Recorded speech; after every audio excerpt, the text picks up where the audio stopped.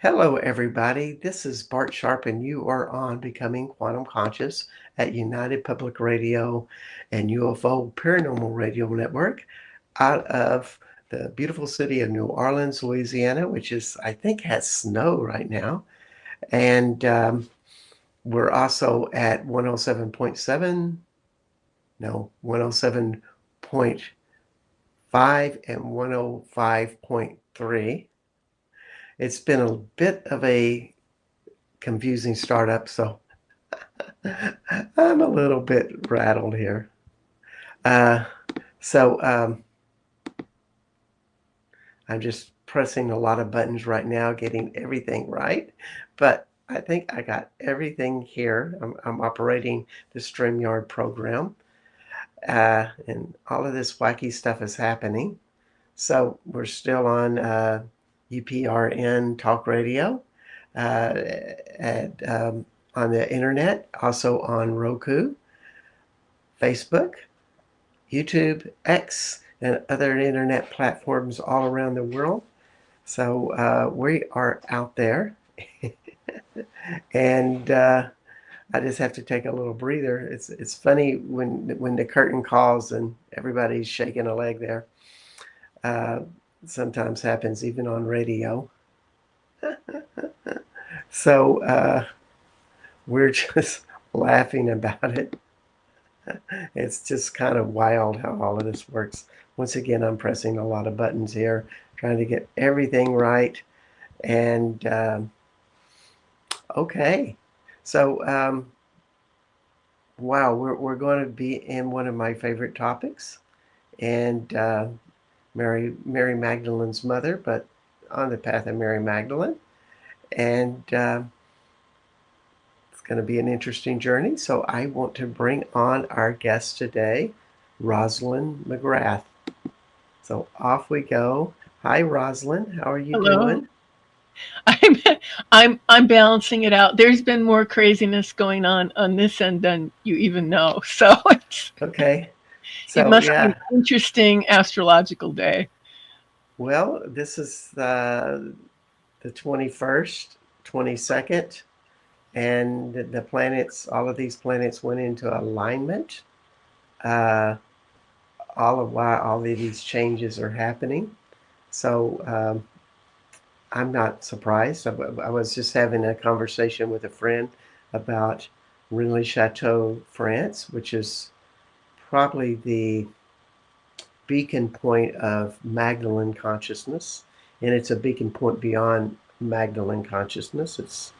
It's highly energetic. There's something in the invisible cosmos world there that is resonating, and I was just wondering how that is going along with all the things that are happening right now with the planets and stuff. So I guess it's not surprising that we have a lot of glitches popping up. Mhm. So, Rosalind, you've done a variety of things, from an artist to teaching to, I guess, setting that down or creating other things to entertain yourself and create more livelihoods with workshops, and also writing a book called The Third Mary ReEmerges. And so maybe the first question to ask, because we kind of have an idea who the first two Marys are, or at least I do. What's the third Mary? So the third Mary is the soul who had a lifetime raising Mary Magdalene. Wow. And what was her name? And she's given me a number of names. It's like her identity was revealed to me more and more over time. I mean, I understood that it was Mary Magdalene's mother from the start. The third Mary ReEmerges is actually the third Magdalene path book that I've written, and the Mm-hmm. first one was purely messages from the third Mary, and she at the point where she used the term the third Mary, I really felt like something lock in. Like, okay, this is the name that kind of is pivotal. And so she has also, over time, described herself as Mary of Nisa. And I cannot vouch for the accuracy of my pronunciation of that, because as a conscious channel. Would that be a Nisa of that is in um, Israel, or would that be from another planet or from another country? It's meant as Israel, of where she Okay. was originally from in that lifetime. All And right. so that I can't vouch for if that's quite the name, but that was the best I could hear it, Mm-hmm. because the messages are very clairaudient for me. Mm-hmm. Occasionally, I've had her spell something out for me, but not that. And to maintain the clarity of my channel, I make a point to not research, especially when I'm in the midst of bringing through messages, because my focus is to be just as clear as I can be on bringing through what's coming to me. Yes, as a friend of mine says, Alethea Sophia, who channels, she says I'm a wisdom source, and I'm just, or I'm connecting to a wisdom source, and it's coming through me, and I just have to keep that, as you say, clarity Yeah, and a kind of an internal honesty that you do not have a point of view about it. It's exactly. sincere. Yeah, and keeping my my consciousness as open as I can. Yeah, yeah. We always talk about the mother of Jesus. Mother Mary is, in my book, is an amazing soul. She still is an amazing soul doing work all throughout the world. And yet, Mary Magdalene and Mary Magdalene's mother do not have any of those roles. But yet, so many of us have our theories, some research, some readings that, she was an equal, just like Yeshua or Jesus. And if that's true, her mother must have been quite an evolved soul herself. Absolutely. And she speaks of working behind the scenes to support humanity for eons.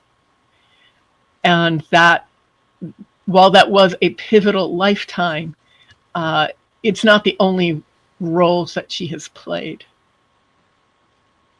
Mm. And it's one that she makes very relatable, I feel, to other people in their earthly challenges. That she speaks quite openly about her challenges.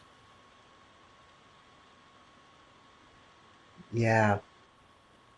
Uh, as we do with all Earth people, if you live on a if you live on this planet, you're going to have challenges. Maybe that's a better way to say it. And yet, it really sounds as if there's a possibility, like some of us who summon, invite beings that are from higher realms, we might be open to the possibility of inviting Mary Anissa to come into our circle, that she has that availability. She suggests many times that people call on her, that she is more available than ever before. I so agree. And it's so much with Mary Magdalene because these two kind of go together, uh, you know, as a spiritual connection, much like Yeshua and Mother Mary have that connection, though. Uh, I always like to see Yeshua with a partner that he has as a couple and a lover and the woman who has buried his children. I like that theory as his main uh, female counterpart. But, you know, as Mother Mary Magdalene comes in, stronger and stronger through the years, maybe we had to start exploring, what her background is because it's so mysterious. I mean, some people say she's was this daughter of a rabbi. Other people say no, she has Egyptian roots. And there's just a lot of unanswered questions and a lot of opinions. Definitely. I get to hear a lot of them. Yes, I would imagine so. And the Third Mary speaks about the diversity of stories in this arena and says very clearly that all the stories serve. And it's the story that you resonate with that is most valuable for you. That's a great way to look at it because it's our own lessons. And I always say that reads for me as opposed to that's the truth. Because the truth has this real, almost. I'm really kind of hesitant to say truth because it can be so dogmatic. And as we grow, opinions change. So, how did you get involved with this relationship? And I do call it relationship because you've been channeling her for a while, and as you channel, uh, something about them intertwines with you. Do you find that to be the case? Yes, I agree. So, excuse me. So, probably about 2000, I read the book I Remember Union for the first time. A dear friend said, "You have to read this book," and he was giving them out. And this is a thick book, Mm-hmm. and I would say it's a very activational book, a very encoded book, and I read it on 3 different occasions and had 3 different experiences of it. And in that first reading, and would still resonate in my others, it was like, yes, this is what I internally have always known, but either didn't know I knew, or I did know it, but I didn't consciously, but I didn't have the words for it. Mm-hmm. So I resonated very strongly with the book. And although Mary Magdalene's mother is only mentioned briefly, for me, she was a very present energy.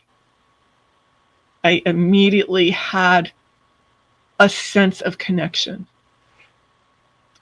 And it was a connection that I did not want to open to. Really?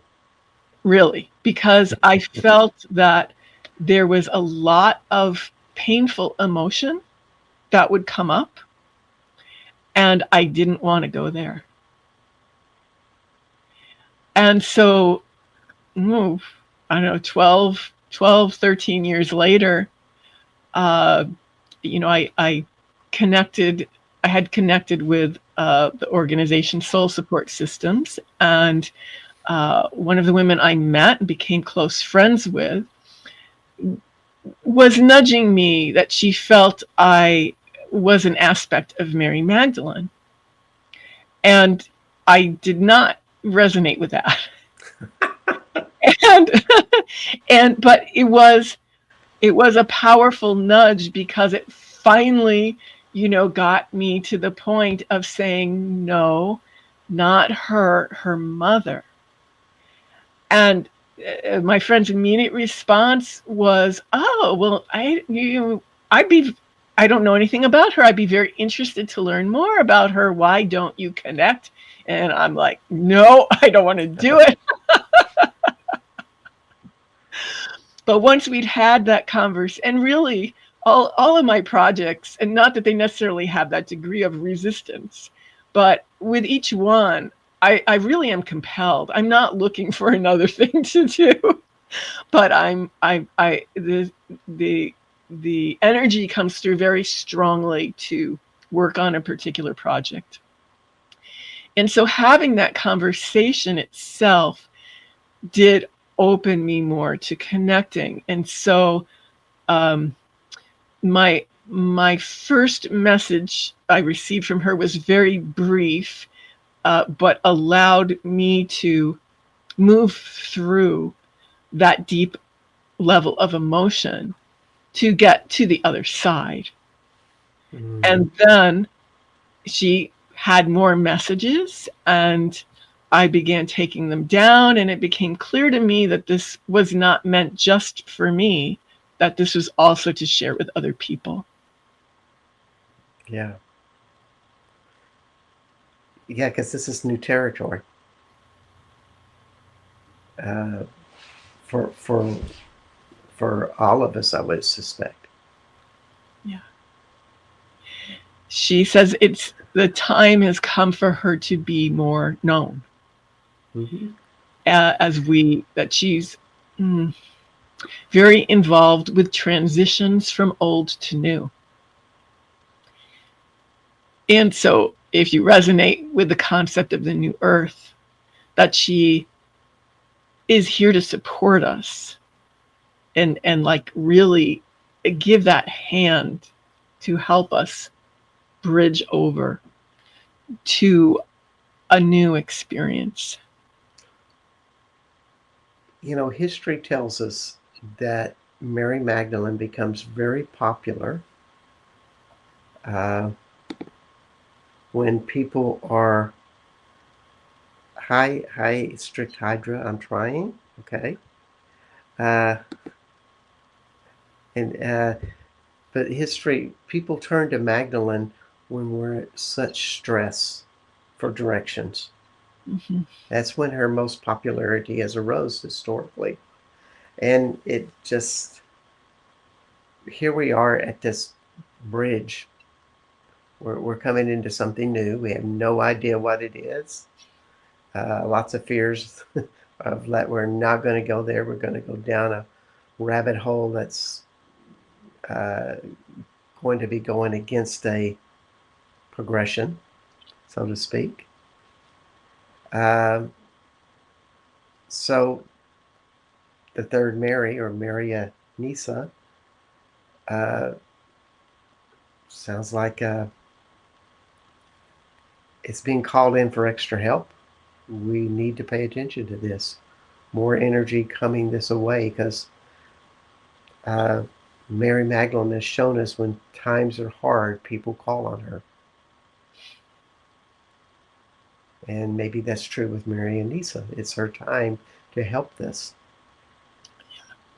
I find her for a soul that is not a current, in form, mm-hmm.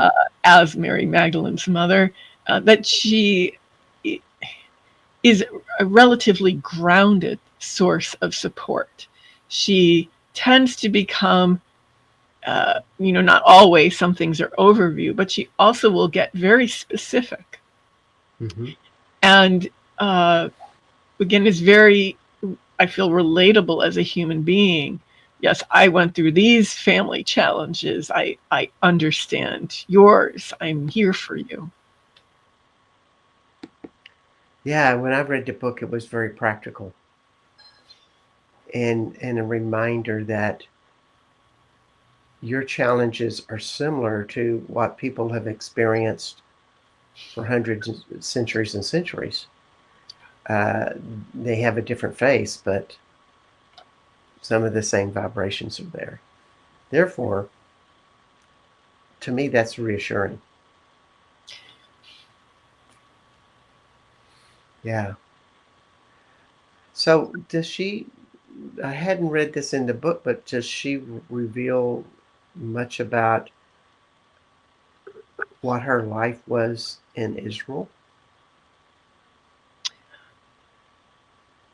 She does speak some constraints of patriarchy. She also speaks of the strength of what, again, she may use this term for me, but of the coven of women, um, both in her childhood and Mary Magdalene's. She doesn't get overly, detailed about the day-to-day Hmm. facts of that time. She does relate that, however harsh we might feel this time is, that viewpoints were much harsher overall during her lifetime. Well, they certainly were for women, particularly. Uh, as I read about this time in history, women were not regarded very highly at all. They had only a few purposes: to cook, clean, and have babies. And they were almost comparable to possessions. It's a pretty sad fact. And, I think that's one of the great teachings of Jesus is that he really saw men and women as equals. And for some of us, Mary Magdalene as the equal to Jesus. Uh, when you talk about the coven of women, would this be something that would be training somebody like Mary Magdalene to become a highly evolved person? Anything like that? It would be part of her training. I suspect that there was more that went beyond, of course, what the coven had to offer, but that it was a strong foundation. Yeah, yeah. Um, it must have been a strong foundation.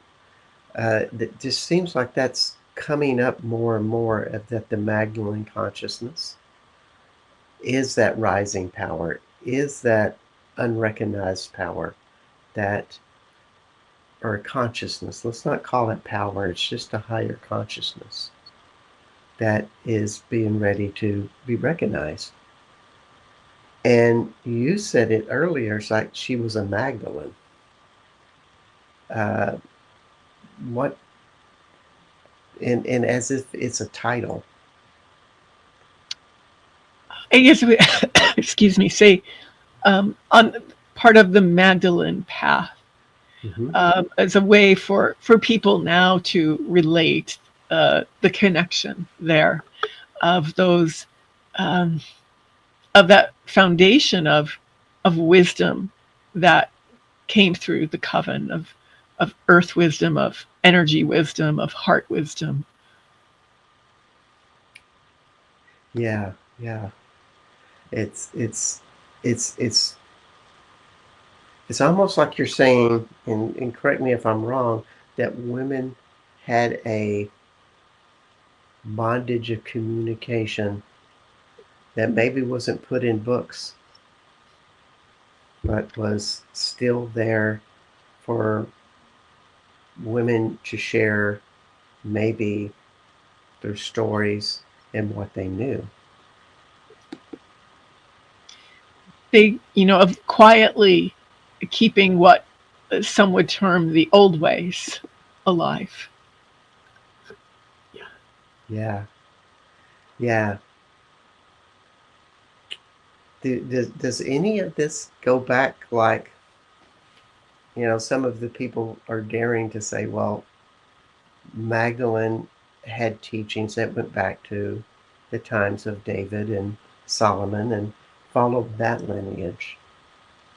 Has any of that come up in your channels? It has not specifically. Okay.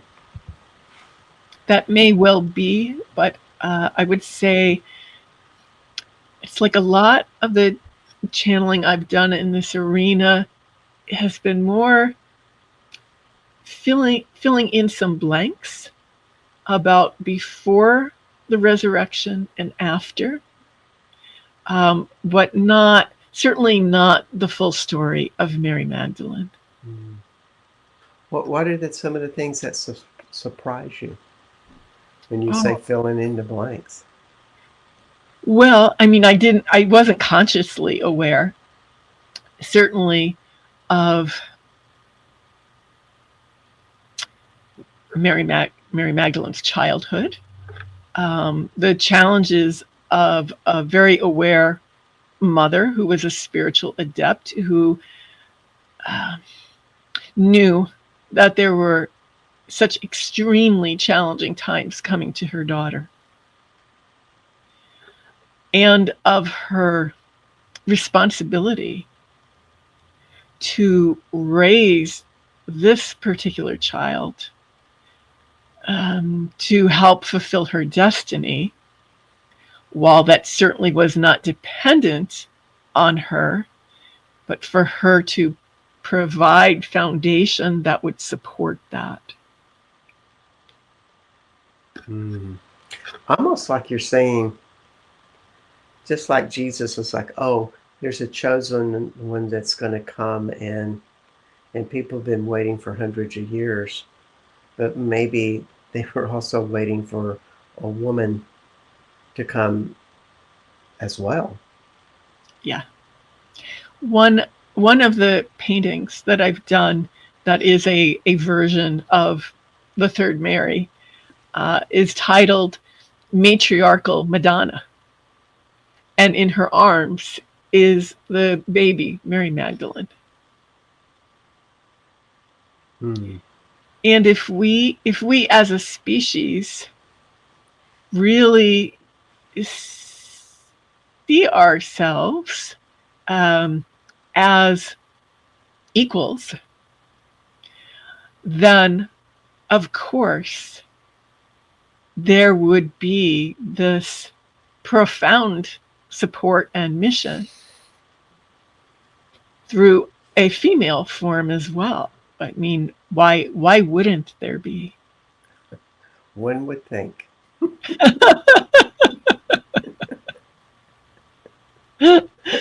I mean, it is, I don't know, in a way, very laughable, right? That certain body parts would, preclude something or mean, that is perhaps going a bit far. And yet we somehow have caught into that for whatever, divine lessons. Yeah, it's, well, when you talk about the age of Pisces, it's man-made law. And of course, hence the Romans come in. And the 2,000 years before that, you had a lot of warring societies going on.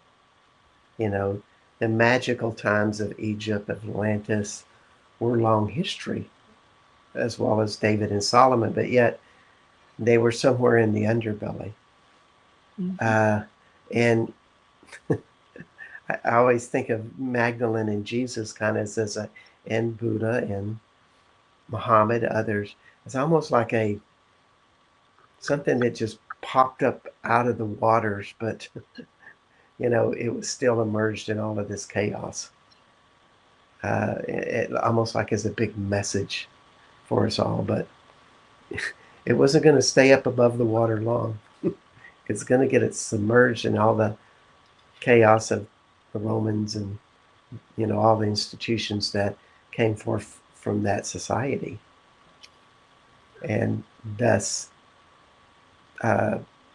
somebody like Mary Ania really got hidden. Yeah. And she was not very visible back then either. That was not her role. It was for her daughter to be more visible and for her to be in the background.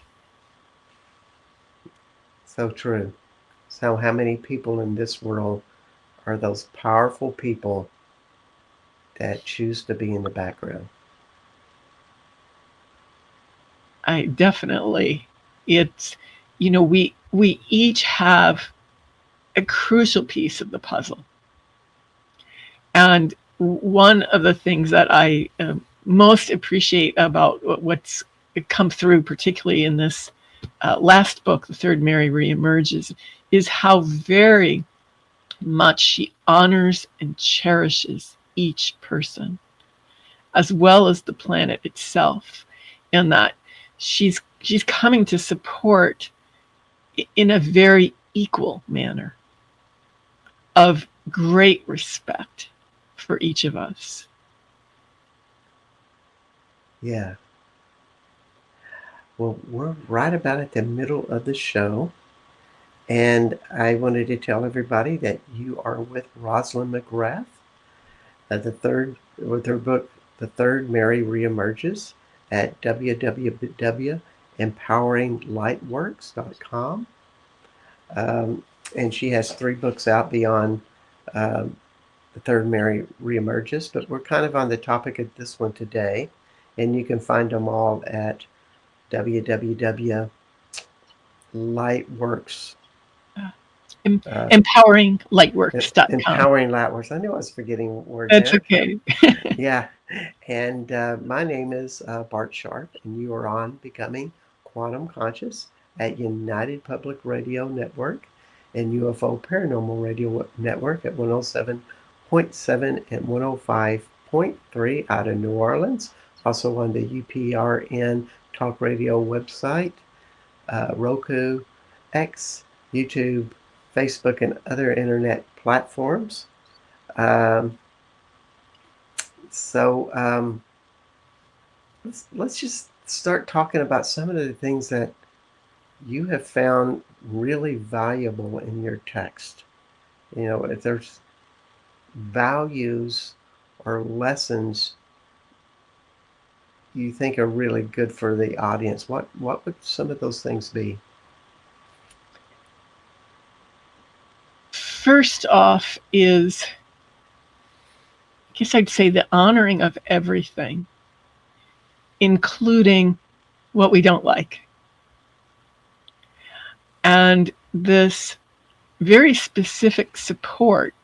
So not only is there a frequency encoded to the words, and I feel very much a sense of her energy that comes forward through them, but also very specific metaphysical teachings.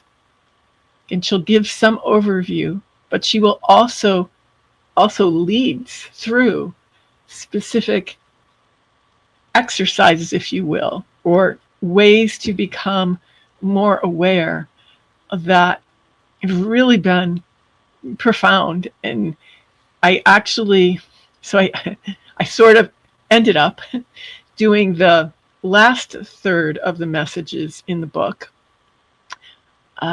by a voice channel, because a friend had said, "Oh, you can have this transcription free through Zoom," and it's like, oh, that could make things easier. Oh my God, no. That was a mess.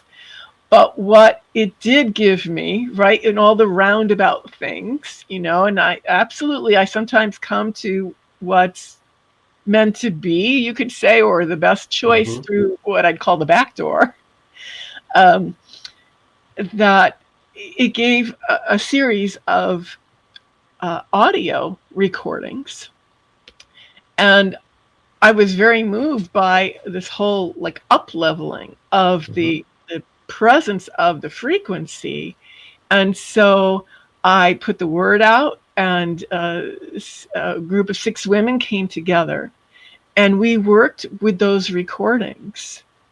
And I honestly was blown away but they got even more out of it than I would have anticipated.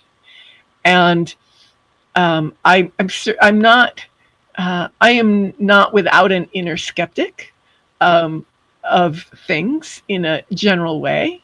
I think it's worth questioning, and certainly sometimes as I bring things through, at the same time I'm going, really? Is that, you know? So this was made it very clear to me that there there is an upleveling of that consciousness through hearing her direct. If I read the same words, it is not the same. And so that has also led me to open to the Third Mary's guidance for a class that works with all of the material in the book and includes that audio presence and also whatever she would like to add in. So I've actually got that together to start next Tuesday, the 29th of January. So it was very interesting when you contacted me and said this was one of your dates open. I'm like, okay, then this is kind of a This is kind of in synchronicity. yeah. And so that would be, you could sign up with this at empoweringlightworks.com and get onto this. Yeah, if you go to the Magdalene Constellation Series page, right at the top, there's a button you can click and it gives more information. Yeah, it's an easy to, the website is very easy to navigate. It's funny how that works with channelings, that the live part is almost has a different vibration than the written part. You know, they're two different kinds of magic, so to speak. That's a great way to put it. Yeah. So, how's it changed your life? I feel more present here. I feel that more of me is here. And I also greatly appreciate her guidance. So, you know, as you were dealing with all the buttons at the beginning of this, when I started with this group of women last summer, and I'm needing to deal with all the buttons and somebody can't hear, and this is, you know, it's all going, and I'm feeling very, very stressed. And the audio is playing during this, and, or, you know, soon enough during this. And I just felt completely soothed and smooth. And I'm like, okay, she's really a presence because this is not how I'm feeling. You know, I am scrambling. You know what? People have told me that channel regularly, and I channel some too, but it's not an everyday thing for me by any means. But to have that energy move through you, because a presence of something else moves through you, and you are kind of navigating with it and trying to understand what it really says. But it gives you an opportunity to change because it's a higher vibration. Yes, that's a great description. I mean, as we talk, and I just say that with the audience, is just to observe if you are feeling lighter, as if you're doing a meditation, or, you know, at a power spot or something that moves through you. Because I kind of feel that right now.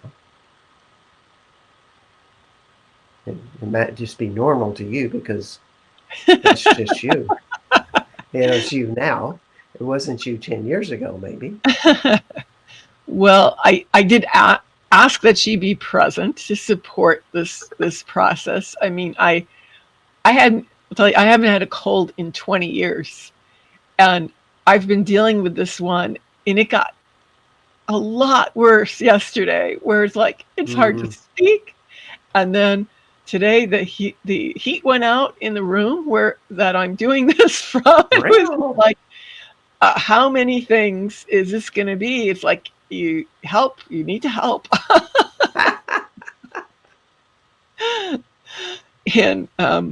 And I certainly wouldn't want to, leave you stranded at the last minute either. And so, um, I also, I've learned just as much as anyone else from the teachings that the Third Hmm. Mary or any other being I channel shares. And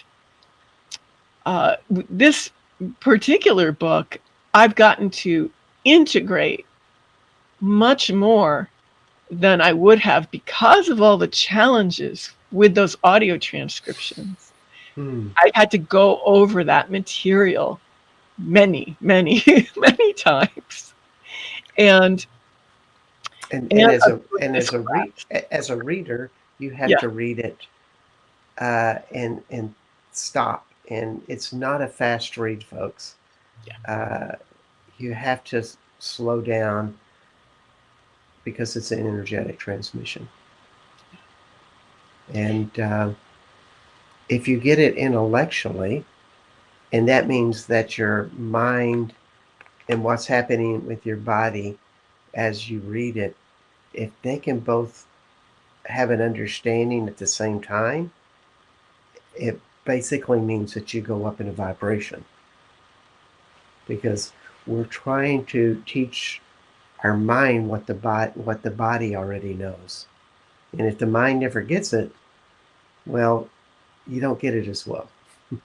That's how I like to think about a channel material, which I have it right here since we're talking about it. There it is. It's a beautiful color. It has Thank all you. of this glare from my light. The third Mary ReEmerges, and voila. Yeah. So I think it goes along in those traditions.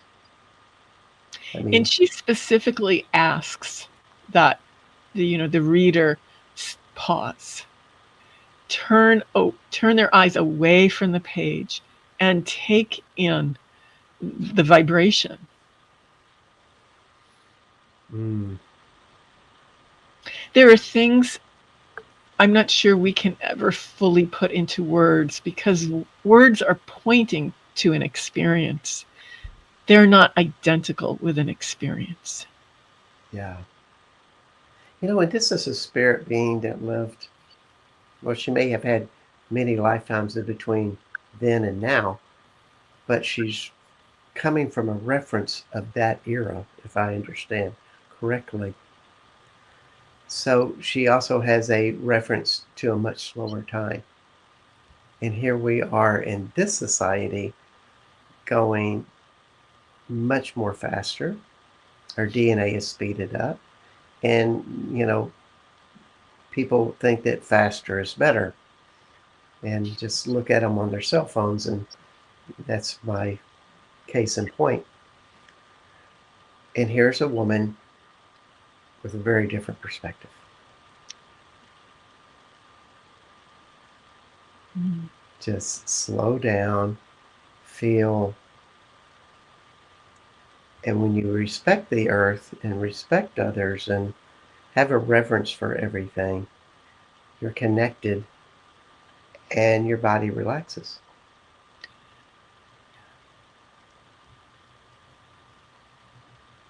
It does have that quality to it. Yeah. And And we're some way, designed for that. It's why we relax. yeah, yeah. And at the same time, we can still be on our cell phones and drive 80 miles an hour and do all of those things while we have that reality together. You know, to me, that's fun. Mhm.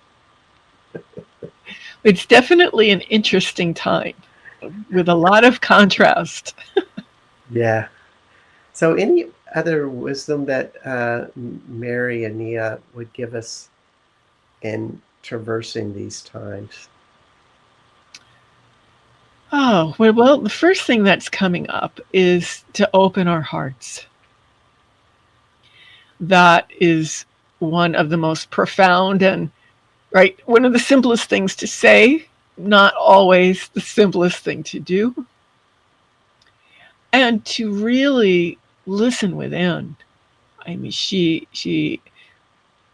in a variety of ways, it makes the point again and again of the primacy of the inner work, and that we're all a part. This evolution, right, is planetary and species wide and very personal, and that is all one. So that inner work that you may do on your own, that others may not know about, right, is crucial, because we're living in this sea of frequency, and every bit that we allow ourselves to raise that frequency is supporting more of that for others as well, that we may never meet. Yeah, I love to think of it as just like stretching the bubble, so to speak. We're keeping on expanding all of this stuff through all of these practices, and it changes other people, you know, regardless. I see the world has changed in a lot of ways in the last 20 years that are very positive, and everybody's living that way. Uh, Even though right now it feels a bit chaotic. It's important to note all the things that we do appreciate. It's so easy to focus on what irritates, right? Because that certainly gets our attention, and it it has its own value, of how we handle that, and what the gifts can be of that. And it, it's not a balance if we're not also really paying attention to what we appreciate, and that can have such a snowballing impact and support us to deal with some of those things that we don't like in a more balanced way. It's the mind heart relationship. When the mind finally figures out it needs to practice these vibrations that you're exposing it to through these books like The Third Mary ReEmerges, it then starts to put it into practice. And to me, it just feels so much better. I mean, how much better does your body feel since you've started on this path? It definitely supports that. It's not that I don't experience challenges, and what the message may be, through some physical symptoms, and the um, the experience of finding the shifts that work for that. And sometimes, that's going through some emotions that want to come out and are not so enjoyable, but that we can make a safe space for that in ourselves, and still know everything's okay, we are supported, and that we can get to the other side of that. It's a new base of consciousness. And I just want to acknowledge Sharon Dellinger that says, I would highly recommend Roslyn's class. She's incredible in her wisdom and knowledge to guide you to your highest wisdom and knowledge. I feel more connected to myself than ever. Thank you. Thanks, Sharon. Hmm. Yeah, this is the process for so many of us to learn what this is. And I think it's just a gift of channel books in general. That's not my total reading. I've read probably 10 of them in my lifetime, but they have a different focus than other books. And then there's other books that are partially channeled, but you're getting to hear something beyond you, and it's a mystical weaving, so to speak. Mm. The there is so much more to what the world is, what the universe is, than our human perspective can take in. Yeah. And you had said before, you asked before about things that might have surprised me most as not really mentioned in this last book, but it's touched on in the first Third Mary book, and then it really comes to the fore in post-resurrection, the family of Mary Magdalene. And that is the story of the spiritually conceived children of Jeshua and Mary Magdalene. And again, I feel like this is one of those areas where people can have a lot of strong feeling and different versions of the story. I'm not sure that there are others that totally dovetail with this version that came through, but I did very specifically sense the energies of each of these beings who um, I later opened to their messages about their lives, their purpose, and their family dynamic. And so that's probably the furthest out of range of expectations. And for me, it's been a valuable part of the family story. And again, uh, being able to connect into these presences as people, relate to them as people, and um, the ways that they are working to support us as well. Hmm.